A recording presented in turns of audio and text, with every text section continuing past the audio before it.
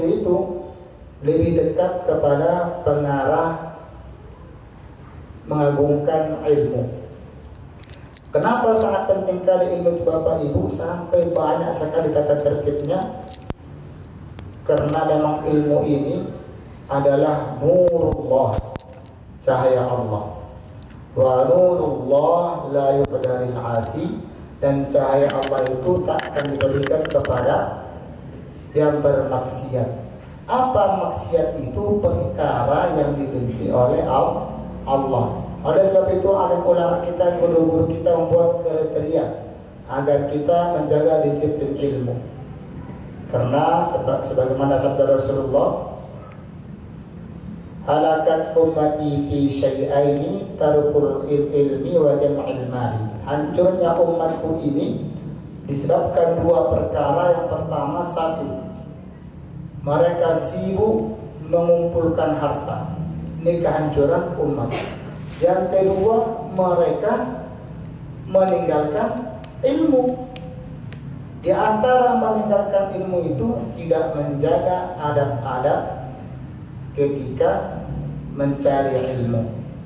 Di sini nih, sehingga banyak orang belajar ilmu tetapi ilmunya la yantafa'u bi, tidak memberikan manfaat kepada sang pemilik ilmu itu sendiri. Penting ilmu itu Bapak Ibu, penting sekali. Sehingga kata Imam Syafi'i rahimahullah ta'ala, beliau mengatakan, laisal yatim man mata walidayhi.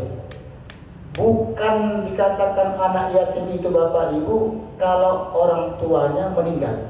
Bukan itu anak yatim, sesungguhnya anak yatim, bukan itu. Lalu siapa anak yatim itu? Lakinnal yatim yatim min ilmi wal adab. Anak yatim itu adalah seseorang yang tidak memiliki ilmu dan adab. Maka orang-orang yang tidak memiliki ilmu itu Bapak Ibu perlu kita santuni, bukan dicemooh, perlu disantuni sebagaimana kita menyantuni anak yatim yang hakiki. Anak yatim, cara menyantuni anak yatim, nggak ada bajunya, kita belikan bajunya. Kalau susah sekolah dianya, kita sekolahkan dianya. Kita menjadi orang tua asuh. Kalau tak punya baju, kita belikan bajunya. Kalau tak punya panganan, kita belikan, kita berikan makanan. Tetapi kalau anak yatim ini yang tidak memiliki ilmu, maka orang yang seperti ini perlu kita ajak Bapak Ibu. Perlu kita ajak. Bagaimana cara mengajaknya? Kita hadirkan di dalam majlis-majlis ilmu. Siapa yang kita mulai? Wabda biman ta'ul, kita mulai paling yang terdekat. Siapa yang terdekat dengan kita? Suami kita. Kita dudukkan. Jangan kita ajak. Ustaz mengundang abang, Ustaz mengundang abang. Begitu caranya. Anak pun gitu juga. Kalau kita ngajak si suami, kadang-kadang suami tak mau diajak dia, tak mau digurui. Tapi perlu kita jual nama orang. Ustaz mengundang bapak atau mengundang abang. Anak ini, anak kita, wahai cok, semalam kau ditanya Ustaz itu, kirim salam Ustaz sama kau, besok datanglah kau. Seperti itu kita dudukkan anak kita. Jadi Bapak Ibu, anak ini kalau duduk dalam majlis ilmu, walaupun masih kecil dia bermain-main, tapi nanti pas besar dia itu berbekas. Saya punya kawan dulu, namanya Nur Aufa, orang Caruban. Sekarang di Papua beliau mengajar. Itu luar biasa otaknya itu. Mau main bola kita ini, main bola istirahat 10 menit, dia bisa menghafalkan hadis 60 sampai 50 hadis. Dia main bola itu, dia pegang itu jadi soldier, hadis-hadis pilihan itu kecil dikantongin nama dia. Nanti pas habis main bola dihafalkan nama dia. Hafal. Maka saya tanya ini, namanya panggilannya Openg, namanya Nur Aufa, dipanggil Openg. Aufa, saya bilang gini, kau pintar kali, apa membuat kau bisa pintar kali? Ceritalah dia. Dulu saya ini hadir di dalam majlis ilmu, yaitu di Karangrejo, Markas Jamaah Tabligh di Maspati ketika itu. Masih kecil dia, membawa orang tuanya. Kemudian namanya Rame, dia ini kececer. Waktu itu dia sekolah TK lagi. TK, masih ingat dia, berarti pintar dia, bisa mengingat masa kecilnya. Masih TK dia, menangislah dia ini. Menangis merengek-rengek karena ditinggal orang tuanya, pikirnya ditinggal orang tuanya. Maka dia masuk ke rumah kiai. Nah, guru dia waktu itu ya kiai, nama kiai itu Kiai Uzairul Tefur Abdillah, guru kami. Masuklah dia. Maka kini tanya, kenapa leh?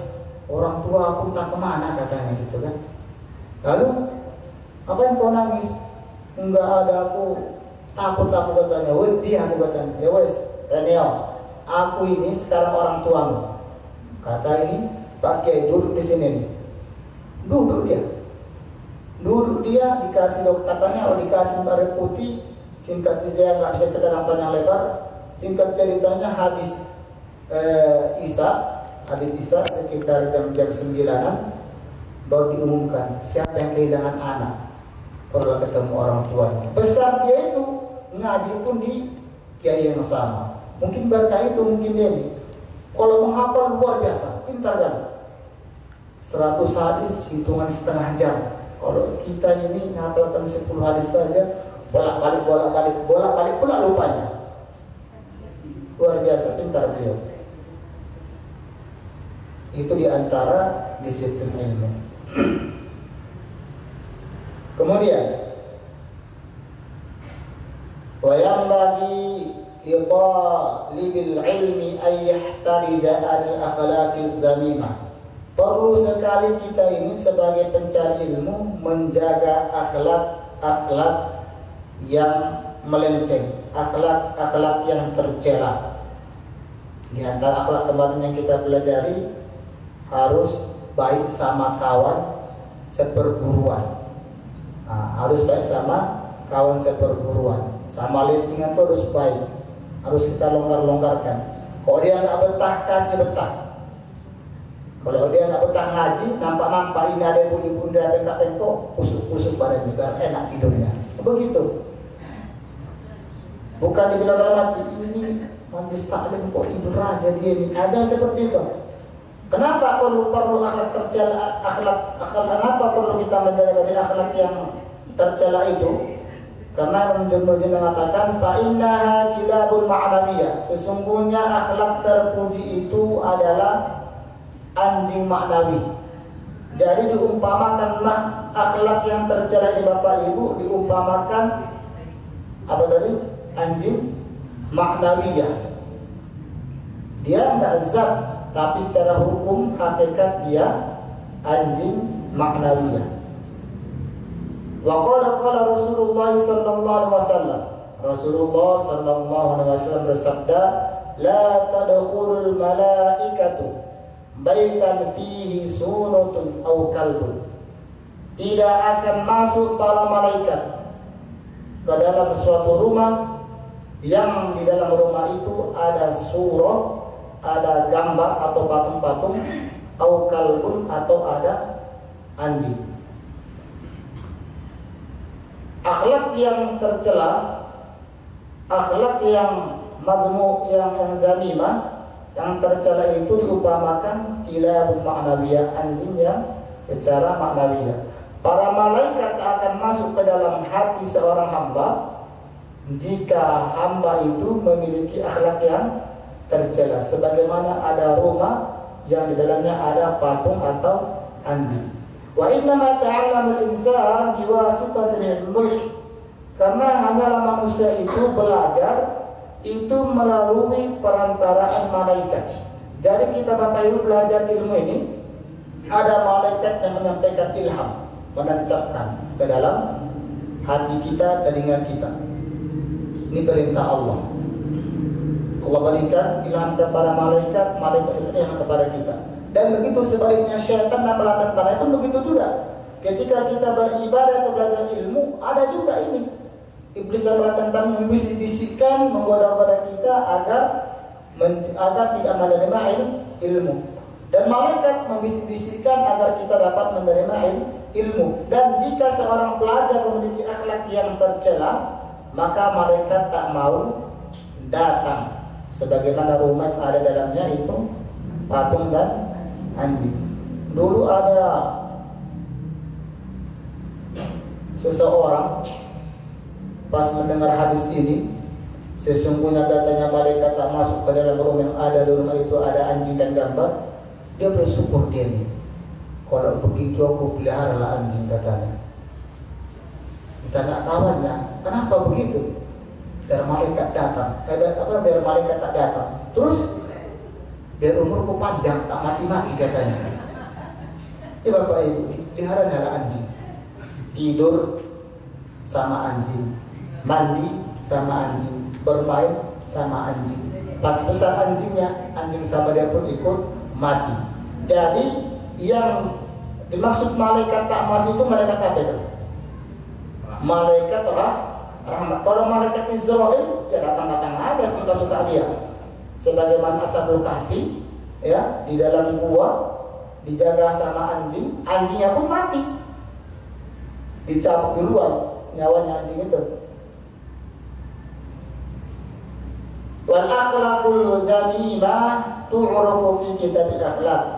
Gimana kita tahu akhlak jamimah itu? Akhlak jamimah itu, akhlak tercela itu kita akan dapati di kitab akhlak. Wa kitabun hadalah tamilu bayanaha. Kitab ini kita pelajari sekarang ini tidak menjelaskan secara khusus tentang pembahasan akhlak. Ya, tidak dibahas khusus tentang masalah akhlak. Qila dikatakan al-ilmu harbun lil fata al-muta'ali kasayri harbun lil makanil 'ali. Ilmu itu adalah musuh bagi seorang pemuda yang berhati sombong. Artinya musuh ilmu tak akan mau mendekat kepada seorang pemuda yang dalam hati ada sifat sombong, musuh. Kasayri harbun lil makanil 'ali, sebagaimana aliran air itu musuh bagi tempat yang tinggi. Tak mungkin air mengalir ke tempat yang tinggi.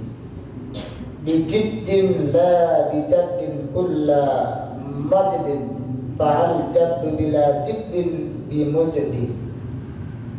Setiap kemuliaan itu Bapak Ibu itu didapatkan bukan karena kesungguhan, tapi datangnya kemuliaan ini hanyalah semata-mata pemberian Allah. Jadi kemuliaan itu datang bukan dengan kesungguhan ini kata ulama, tapi datangnya dari Allah. Kemudian beliau mengatakan fahal jaddu bila jiddin bimujdi. Apakah kemuliaan itu bisa kamu dapat dengan tanpa jalan sungguh-sungguh? Beliau ini beristifham. Memang betul, setiap kemuliaan itu datang dari Allah, bukan dari kesungguhan. Tapi apakah bisa kita dapatkan itu kemuliaan dengan cara santai-santai atau dengan cara yang tidak sungguh-sungguh? Maka kita jawab tidak mungkin. Innallaha la yughayyiru biqaumin hatta yughayyiru ma bi anfusihim. Allah Subhanahu wa taala tidak akan mengubah satu kaum sehingga kaum itu merubah dirinya. Sesungguhnya langit, Inna sama'a la tanzilu zahab wal fiddah. Sesungguhnya langit itu tidak memberikan hujan atau tidak menurunkan emas dan perak. Jadi kalau ingin kita mendapatkan emas dan perak itu harus dengan cara kerja. Kerjanya pun harus sungguh-sungguh. Fakam 'abdin yakum maqama hurrin wa kam hurrin yakum maqama 'abdin. Berapa banyak berapa banyak seseorang yang berkedudukan merdeka, berapa banyak seorang budak berkedudukan sebagaimana orang merdeka, dan sebaliknya berapa banyak orang merdeka berkedudukan sebagaimana kedudukan seorang hamba atau budak. Bilal bin Rabah itu seorang budak, tapi kedudukannya bagikan orang merdeka. Ulama-ulama dulu banyak yang miskin-miskin, yang budak-budak menjadi mulia. Tapi berapa banyak orang yang memiliki, berapa banyak orang merdeka, tetapi karena tidak dengan ilmu dan adab, mereka bagaikan budak yang berkeliaran. Luar biasa Pak Ibu. Ini banyak sekali nasihat-nasihat ulama ini. Kita habis masuk ke bab 6. Faslun fil jiddi wal mu'adhafati wal himma. Ini pasal menerangkan tentang kesungguhan dan terus menerus, wal himma dan tekad.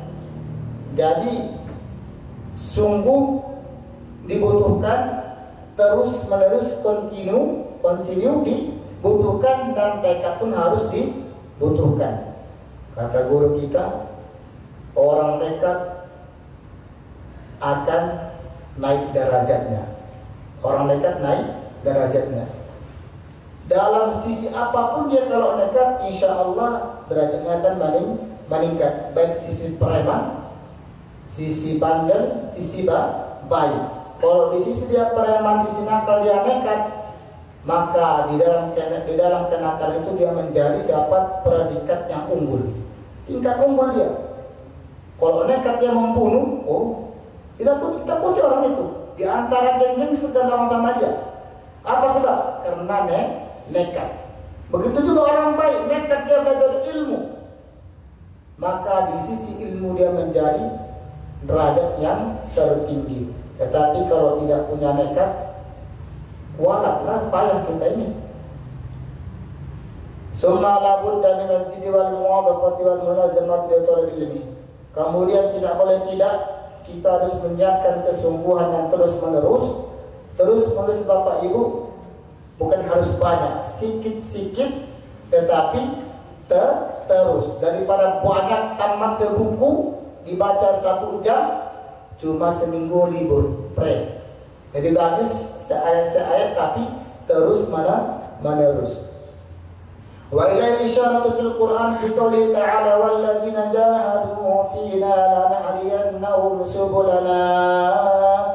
Walladzina, orang-orang jahadu yang sungguh-sungguh berjuang, fina di jalan kami, lanahdiyannahum, sungguh kami berikan kepada mereka petunjuk, subulana, akan jalan-jalan kami. Wakilah dikatakan, ini pengokoh. Wakilah dikatakan alim ulama, man talaba syai'an wajadda wajada. Siapa yang mencari sesuatu, wajadda dengan sungguh-sungguh, wajada, maka pasti ia akan dapatkan. Wa man qara'al baba walajja walaja. Siapa yang mengetuk pintu walajja dengan ketukan terus-menerus, walaja, niscaya dia akan masuk. Wakilah dikatakan alim ulama juga, biqadri ma tata'anna tanalu ma tatamanna. Segala harapan itu Bapak Ibu akan dicapai sesuai dengan kelelahan dirimu, katanya seperti itu. Kadar kesungguhanmu menghadapi kesulitan akan menjadi penentu dirimu meraih kesuksesan. Sejauh mana kita menempuh kesusahan, sejauh itu pula kita akan dapatkan kebahagiaan. Qila dikatakan yuhtaju fi ta'allum tafaqquh ila jiddi salasa. Belajar ilmu ini dan belajar fikih ini, mendalami ilmu agama ini, itu dibutuhkan atas 3 orang. Kalau 3 orang ini tak ada, maka gagallah dalam konsep belajar dan mengajar. Siapa 3 orang itu Bapak Ibu? 1, yang pertama, wal abu, ayah. Harus ada ayah yang menyokong. Harus ada ayah yang menyokong. Kalau anaknya mau, ayahnya tak mau, tak menjadi berilmu juga. Wa in kana fil ahya, jika ayahnya masih hidup. Anasara Syekh Al-Imam Jiddi, satu lagi mana?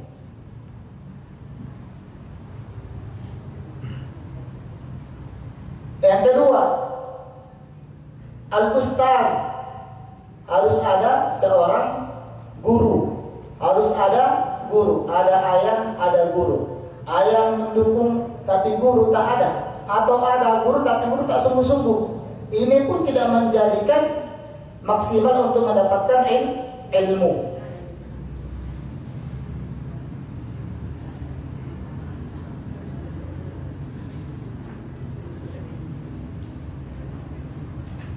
Al-muta'allim, dan orang yang belajar.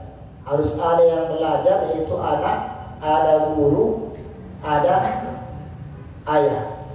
Kalau tidak ada keinginan anak, tapi ada keinginan ayah, maka ini pun tidak menjadikan maksimal dalam mencari ilmu. Jadi Bapak Ibu, perlu kita cita-citakan anak kita kalau ingin belajar ilmu, maka dari ayunan pun telah kita bius, sudah kita suntik, sudah kita dokterin dia ini agar dia semangat menuntut ilmu, disiapkan jalannya. Jangan nanti waktu kecil kita biarkan pas sudah besar, udah pirang orang-orang penghafal Quran baru suruh ngaji. Yang ngaji setahun 2 tahun mantap, nggak betah dia. Ataupun kita sebagai orang tua kalau menyiapkan anak kita untuk mengaji, maka kita siapkan sebelum anak kita lahir. Begitu Bapak Ibu, saya pun begitu. Saya pun membuat anak itu dan musyawarah dulu itu. Sebelum lahir itu sudah kita rangkai. Betul Bapak Ibu. Jadi jangan asal buat anak aja. Musyawarah kita dulu. Nama anaknya dimusyawarahkan. Siapa nama anaknya? Cita-cita anak dimusyawarahkan. Walaupun nanti ending terakhirnya itu sesuai dengan hobi dia. Cuma cita-cita ilmu agama itu harus diutamakan. Dari angkatan laut boleh tidak boleh tidak alim ulama yang ahli ilmu jadi angkatan laut? Boleh. Jadi dokter boleh tidak? Boleh. Tapi kalau dokter jadi alim ulama boleh atau tidak? Boleh. Mana boleh? Boleh dengan syarat dia belajar ilmu. Jangan nanti ada dokter pakai jubah dia, pakai sorban, pakai tongkat, berfatwa dia. Ustadz itu. Loh, cepat kali dia jadi ustadz. Belajar 2 hari 3 hari dia harus jadi ustadz. Jadi perlu sangat Ibu kita belajar ilmu. Ada pertanyaan Bapak Ibu? Apa itu? Waalaikumsalam warahmatullahi wabarakatuh. Kami kan sekarang dalam belajar. Jadi dalam belajar kami banyak ibu-ibu. Jadi ustazah kami bilang, ibu-ibu ajaklah suami-suaminya untuk belajar seperti kata Ustaz tadi kan, supaya kita balance. Jadi istrinya dapat ilmu, suaminya mengerti juga. Tapi memang alhamdulillah Ustaz, suami mendukung kita mencari ilmu. Cuman seperti kata Ustaz tadi, kirim salam Ustaz. Jadi ustazah kami ini suaminya Ustaz juga. Jadi Bu, kalau memang bapak belum mau, tolong kasih nomornya biar saya yang telepon. Jadi Ustadz ini sudah menelpon suami-suami kami lagi gitu ya kan. Tapi suami-suami ini juga belum juga tergerak Ustadz. Bagaimana cara meluluhkan hati seperti Yayang Beka Ustadz? Luar biasa. Cara meluluhkan hati suami. Tadi sempat kita baca man qara'al baba walajja. Siapa yang terus menerus mengetuk pintu, niscaya dia akan masuk. Ketuklah pintu Allah Subhanahu wa Ta'ala. Sesungguhnya rengek-rengek diri kita ini bukan berarti Allah tidak sayang, tapi karena Allah sangat cinta kepada rengek-rengek kita. Kata Allah begini, ya hambaku enak kali rengek-rengekmu itu, teruslah merengek lagi. Fa'ilam tabki patabaka, teteskan air matamu. Kalau engkau tak bisa meneteskan air mata, pura-pura meneteskan air mata. Ambil aku tetes mata, aku teteskan. Maka ya Allah, suami ya Allah, tidak apa-apa itu sunnah itu, pura-pura itu. Dari kata Allah begini Bapak Ibu, kalau seumpama nanti Allah kabulkan permintaan kita ketika itu, niscaya kita pun tidak lagi minta kepada Allah. Sesungguhnya rengek-rengekmu hari ini tidak Allah kabulkan, berarti kata guru kita menandakan tanda cintanya Allah kepada kita. Tambah semangat lagi menangis, cubit sampai pura-pura menangis. Begitu Bapak Ibu, hidayah mengatakan Allah, innaka la tahdi man ahbabta walakinna Allah yahdi man yasha. Sesungguhnya engkau tak bisa beri hidayah kepada siapa yang engkau cintai, namun hidayah itu ada di tangan Allah. Jangan kita bilang dapat hidayah, jangan pula seperti itu. tetap kita doakan, tetap kita ajak. Sampai kapan kita doakan, sampai kapan kita ajak, sampai kita mati atau si abang mati duluan. Cara ajarkan Bapak Ibu, cara ajarkan itu, ya. Sampai kita mati atau si abang mati duluan. Tapi mudah-mudahan sama-sama mati.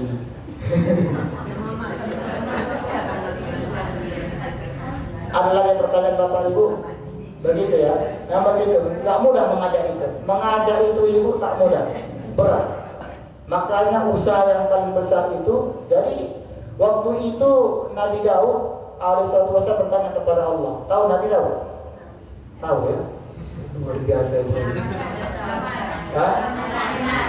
Nabi Daud ini punya mukjizatnya adalah suaranya merdu sekali, bukan sekali, tapi berkali-kali. Ya, kalau beliau melantunkan pujian kepada Allah, seumpama ada burung di atas, maka burung itu lupa meletakkan sayapnya, jatuh dia. Saking merdunya suara Nabi Daud. Maka ketika itu Nabi Daud ini bertanya kepada Allah. Harapan Nabi Daud, kata guru kita, kata alim ulama, harapan Nabi Daud, Allah menunjuk Nabi Daud, memuji Nabi Daud. Pertanyaan seperti ini Bapak Ibu. Ya Allah, amal apa yang paling bagus?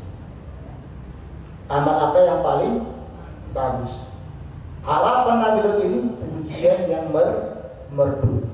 Namun beda jawaban Allah. Amal yang paling bagus adalah amal seorang hamba mencintakan hamba kepadaku, mencintakan aku kepada hamba. Paham maksudnya Bapak Ibu? Amal yang paling bagus adalah amal mencintakan seorang hamba kepadaku dan mencintakan aku kepada hamba. Di siang hari kita berjuang, berjihad, berdakwah. Bang Kumis, oh Bang Kumis, ada Bang Kumis, Bu. Kalau lihat muka ini beringas, takut tidak? Takut tidak? Bang Kumis, apa itu Adinda? Kirim salam Allah, sayangkan Allah kepada Bang Kumisnya. Apa betul itu? Menurut tua saja bertindak. Dan Allah pandang mentua itu. Anggap itulah hadir dari Allah itu. Yang penting abang kata masjid Allah tadi mau tua tabang itu. Betul itu. Adinda betul Bang Kumis. Cobalah lama sembahyang itu. Sayang banget Allah kepada Bang. Buktinya masih dengan tua abang baju dia mesti kasih makan gini kok. Pulang ke rumah disiapkan istri makan makanan. Cobalah Allah banci kepada Bang Kumis. Pulang ke rumah disiapkan bini itu racun banci. Nanti kan mati ya Bang. Sampai kita masih hidup menandakan Allah cinta kepada Abang Kumis. Di malam hari Ibu mereka kepada Allah, ya Allah, hamba-Mu ya Allah Bang Kumis, sesungguhnya dia orang baik ya Allah. Hari ini dia minum tua, baju diinjol, macam-macam sebagainya karena kita tidak tahu ya Allah. Terimalah tobatnya ya Allah. Ampun dosa-dosanya Allah. Dekatkan dia kepada ya Allah. Begitu. Sebagai makjom belakang kita ini. Di malam hari kita berdakwah, tapi berat Ibu, berat. Karena berat ini makanya usaha ini hanya yang bisa mengerjakan siapa? Para nabi. Coba kita lihat Bani Israel. Bani Israel Ibu itu nabinya berdakwah. Siang malam berdakwah, di malam hari berdoa. Umatnya tak berdakwah itu. Minta kepada nabinya. Ya Musa, aku ingin baju dari surga, dikasih baju. Ya Musa, aku ingin makan dari surga. Ya Musa, aku ingin selamat. Minta-minta aja kepada nabinya. Tapi hari ini kita Bapak Ibu, usaha dakwah itu umat akhir zaman dibebankan kepada umat akhir zaman. Berat apa tidak? Ya berat. Nabi-nabi aja mengeluh kok. Nabi-nabi aja luar biasa. Nabi Yunus hijrah, meninggalkan kaumnya karena nakalnya. Rasulullah pun hijrah, diperintah oleh Allah dari Makkah ke Taif. Taif juga dihajar, dicaci maki, pindah ke Madinah. Kita pun begitu juga. Hijrahnya kemana kita? Ke masjid. Kalau zaman dulu orang hijrah kemana?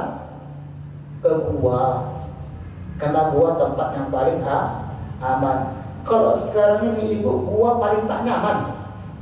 Percaya Bapak Ibu? Kok ada gua lihat lah.